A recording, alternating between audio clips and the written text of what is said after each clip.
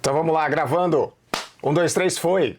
Então, saudações, pessoal. Nesse vídeo de hoje eu quero continuar com vocês, então, com a anatomia do lábio glenoidal do Batman, né? Não é o lábio glenoidal perfeito, porque esse daí vocês não iam ter dúvida nenhuma para ver como é que é no diagnóstico diferencial, como a gente já viu na aula passada, né? O lábio perfeito ele é triangular, baixo sinal em todas as sequências, e se tiver aumento de sinal dentro dele, é um sinal de ruptura, né? Mas vamos falar do lábio do dia a dia, do lábio que a gente vê aí na clínica, né? Que é um lábio que sempre tem uma ou outra variação anatômica, então é sobre isso aí que eu quero falar com vocês nesse nosso vídeo de hoje, sobre as principais variações anatômicas do lábio glenoidal. Então vamos lá pro vídeo. Então aqui, pessoal, foi nesse slide que eu terminei a aula passada com vocês, que foi nas principais variações anatômicas do lábio glenoidal, lembrando que elas estão localizadas geralmente na região superior ou antero-superior do lábio glenoidal. Então aqui na região superior, na região entre 11 horas e 1 hora, e na região antero-superior aqui na região mais ou menos entre 1 hora e 3 horas, 2 horas e meio-dia, enfim, aqui é um pouquinho mais uma zona nebulosa, mas pode botar aqui de 1 hora até 3 horas ainda, a gente consegue ver essas alterações do lábio glenoidal, alterações mais frequentes. E todo o resto do lábio, né? Também existem outras variações anatômicas que eu vou comentar com vocês, inclusive que eu também já comentei com vocês no vídeo passado, mas eu vou dar um enfoque maior agora nessas lesões labrais, nas variações labrais superiores e para fazer o diagnóstico diferencial com a lesão do tipo SLAP2, né? Porque é esse que é o objetivo, né? O objetivo é que às vezes tem casos que nós temos roturas do lábio superior. Então a gente tem que saber diferenciar entre uma rotura do lábio e uma variação anatômica para a gente não dar coisa onde não existe. Então vamos lá. Esse esqueminha aqui que eu estou mostrando para vocês é um esqueminha mostrando aqui nessa primeira imagem aqui um lábio sem variação nenhuma, digamos, ó, aqui tem a origem do tendão do cabo longo do bíceps junto do lábio superior, aqui a gente tem o ligamento glenomeral superior, aqui mais para frente o ligamento glenomeral médio e aqui os ramos anterior e posterior do ligamento glenomeral inferior. Então aqui, esse aqui é um lábio sem nenhuma variação anatômica, digamos ali nas regiões principais que eu estou falando para vocês. Aí aqui tem um lábio nesse esqueminha mostrando a variação anatômica entre 11 horas e 1 hora, que essa é a região do sulco sublabral. Então aí, ó, na cabeça de vocês, tá? Essa é a primeira variação anatômica que vocês têm que sempre pensar.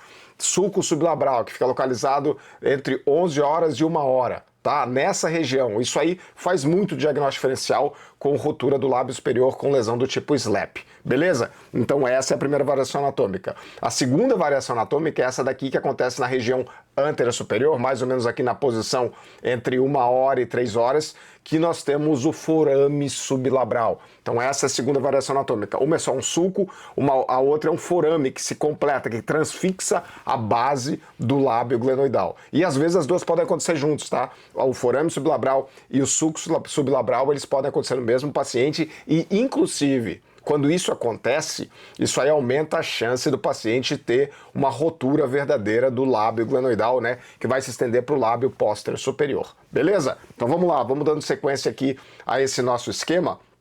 A outra variação anatômica que a gente tem aqui na região antero-superior do lábio glenoidal, que não é tão frequente assim, mas que a gente vê em um caso ou outro, é o complexo de Beaufort, né? O que é o complexo de Beaufort? O complexo de Beaufort, pessoal, é a ausência do lábio glenoidal antero-superior com o espessamento do ligamento glenomeral médio. A gente vai ver isso no exame de ressonância magnética, na artrorressonância. Então a gente pode ver esse espessamento, esse aspecto de em cordão do ligamento glenomeral médio com a ausência do lábio glenoidal antero-superior. Beleza?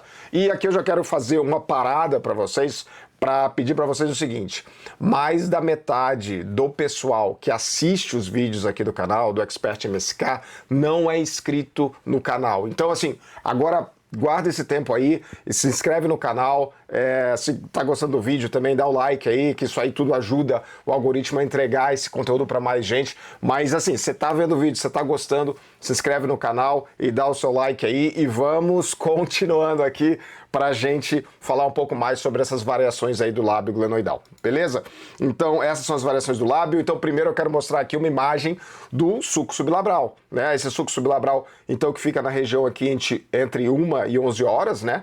Então nessa região aqui, né, a hora que o lábio glenoidal está aqui, o lábio superior, aqui a gente tem a margem da glenoide superior, e esse aumento de sinal aqui, ó, na base do lábio, isso aqui é o sulco sublabral. Repare que às vezes a gente tem um aumento de sinal, mas não tem líquido dentro. A gente tem o mesmo sinal de cartilagem. Nesse caso é uma zona de transição. Não é bem o sulco sublabral, mas isso aí também se confunde com o sulco sublabral. Mas assim, a diferença é a mesma. O ortopedista não vai fazer nada com isso. Isso aí não é lesão. O que é importante é a gente identificar no exame que não é uma rotura.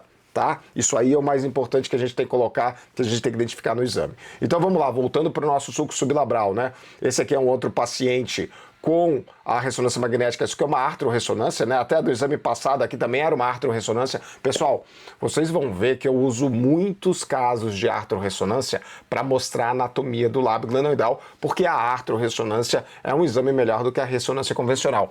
Mas na ressonância convencional, a gente consegue ver muitas dessas alterações, ainda mais agora, à medida que a ressonância magnética, ela está sempre evoluindo, está ficando cada vez melhor, então a gente consegue ver isso, uma boa parte das lesões, no exame de ressonância magnética convencional, sem a necessidade de contraste intraarticular, ok? Feito esse parênteses aí nesse nosso vídeo, vamos voltar lá então para o sulco sublabral. Então isso aqui é um outro caso do paciente com sulco sublabral. Repare aqui, ó, o aumento de sinal linear entre a base do lábio glenoidal superior e a glenoide adjacente, na posição aí entre 11 horas e 1 hora, né, na posição então glenoidal superior.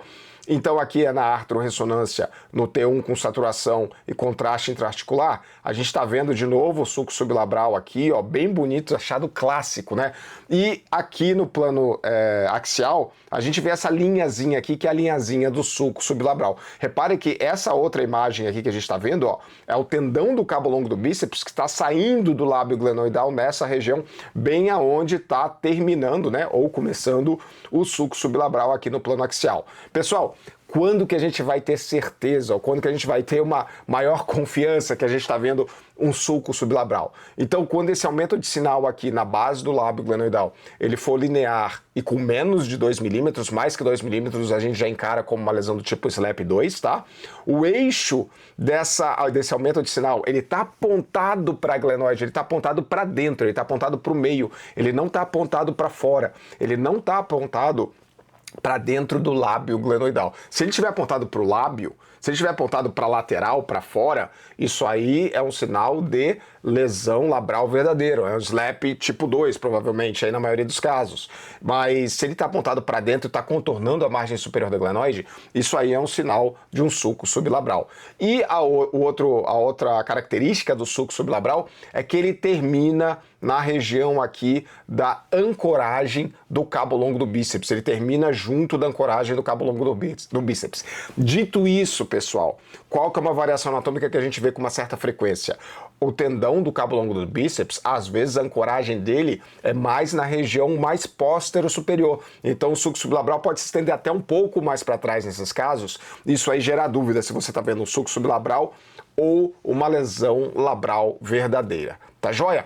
Uma das coisas aí que deixa a gente um pouco mais confortável é que o ortopedista ele precisa ver várias outras nuances do caso, várias outras nuances do paciente para ver o que ele vai fazer com a lesão labral, inclusive uma lesão SLAP 2. Eu vejo muitos colegas que a gente faz o diagnóstico de lesão labral SLAP 2 e não vai fazer nada com esse paciente, né? Mas, enfim, é importante dar o diagnóstico certo. Então aqui eu estou contextualizando vocês, para vocês darem um laudo melhor e para vocês também conversarem com os colegas ortopedistas a respeito disso daí de uma forma também mais adequada. Então vamos continuando aqui nessa nossa anatomia aí, na busca aí da variação labral perfeita, né? Que já que lábio perfeito quase não existe, então aqui a gente vê, né? O complexo bicípito labral ele pode se inserir diretamente na margem superior da glenoide, né? Então nesse caso não existe variação anatômica superior.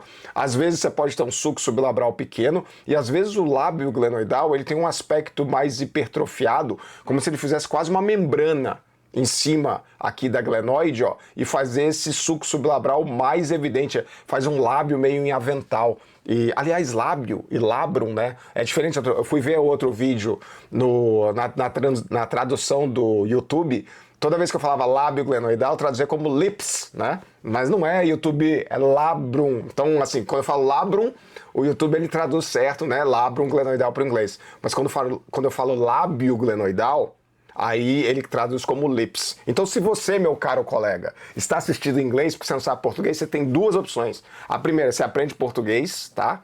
Que eu acho que é legal, né? E a outra é que quando você lê aí lips, quer dizer labrum. Tá beleza? Feito o acordo? Então tá, vem pro vídeo aqui, vamos continuar. Então aí a gente tem, às vezes, esse lábio, ou labrum glenoidal, com um aspecto mais hipertrófico, com um aspecto mais de avental. Inclusive, esse labrum mais hipertrófico com aspecto avental, a gente também vê muito na região anterior. Inclusive, quando esse lábio está mais hipertrófico com esse aspecto avental na região anterior, ele dá até uma posteriorizada na cabeça humeral. Eu acho que eu vou até comentar alguma coisa com vocês aí nesse vídeo, se eu não comentar, eu vou ver se eu comento no vídeo mais pra frente aí. Mas, enfim, até o pessoal que faz o curso do ombro, que eu dou, a gente mostra uns casos de hipertrofia de lábio glenoidal anterior que acaba posteriorizando um pouco a cabeça humeral. Então, esse primeiro lábio aqui é chamado do lábio tipo 1, esse lábio, digamos assim, mais certinho aqui, que se insere na região superior da glenoide. A gente tem esse lábio tipo 2 quando esse sulco sublabral ele é pequeno, e o lábio também ele não é tão hipertrófico, e o tipo 3, quando o lábio ele já tem esse aspecto avental e fica o sulco sublabral maior aqui entre o lábio e a porção superior da glenoide. Bom, dando a continuidade então, a gente tem aqui na ressonância magnética esse lábio tipo 1, né? Esse é o lábio do Superman, né? Esse é o lábio do super-homem, esse é o lábio perfeito, né? Que a gente gostaria de ver em todos os casos, mais ou menos, porque senão a inteligência artificial ia tirar nosso emprego. Aí a gente tem o lábio tipo 2 com suco sublabral pequenininho aqui, e a gente tem um lábio tipo 3, quando tem um lábio aqui em avental, né? Olha só como o lábio é mais hipertrófico, e a gente tem um suco sublabral um pouco maior, até com um pouco de cartilagem aqui também nessa região. Bom, agora eu quero falar da lesão tipo SLAP. Então, até agora, eu falei da variação anatômica do lábio glenoidal superior, que é o suco sublabral, né?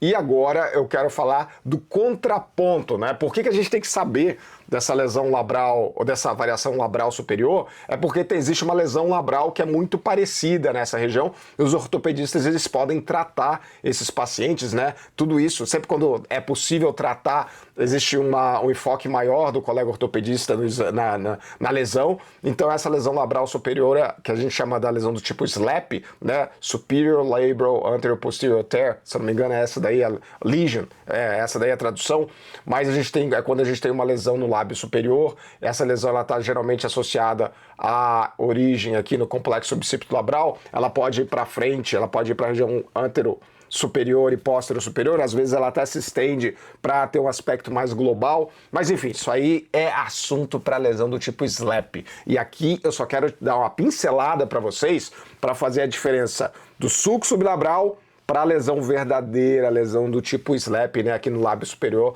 o SLAP tipo 2. Na verdade, o SLAP é lábio superior, né? Existem várias lesões, várias classificações aí do SLAP, né, que começa com a lesão do lábio superior, mas uma das mais comuns é o SLAP tipo 2, tá bom? Então vamos falar desse SLAP tipo 2, que é quando a gente tem uma rotura do lábio glenoidal superior, que vai ficar nessa região. Tá? E essa lesão SLAP tipo 2, geralmente a lesão ela tem um aspecto irregular. Olha aqui a diferença, né, de um paciente aqui com uma lesão SLAP tipo 2, né? É uma lesão que ela fica com aspecto irregular, tá? O eixo fica apontado para lateral, ó. Ele não está apontado para dentro, ele não está apontado para medial, ele está apontado para lateral. Mede mais que 2 milímetros, né? Às vezes, por exemplo, nesse caso aqui, na verdade é o mesmo caso, né? Só que mostrando aqui uma parte que você tenha também, que aqui até podia confundir com o sulco sublabral, mas aqui mede mais que 2 milímetros também e ultrapassa a origem do bíceps braquial, ela vai para trás do bíceps braquial. Às vezes, pessoal, a lesão é mais fininha, a lesão ela gera uma dúvida, não é tão fácil de saber se é sulco sublabral ou se é uma lesão labral verdadeira, uma lesão do tipo SLAP, né? Na maioria das vezes o SLAP tipo 2, mas quando ela se estende para o lábio póstero superior, quando ela passa a origem do cabo longo do bíceps, do lábio superior, isso aí é uma coisa que deixa a gente muito confiante que realmente a gente está vendo uma lesão labral verdadeira, tá bom? Então, ó, fica a dica para vocês disso aí, que é muito importante vocês triangularem tudo isso aí. Tá? Vocês têm que entrar de cabeça e pegar todas essas características que eu estou dando para vocês realmente identificarem se vocês estão vendo uma lesão labral verdadeira, uma lesão tipo SLAP ou um sulco sublabral, que é apenas uma variação da normalidade. Beleza?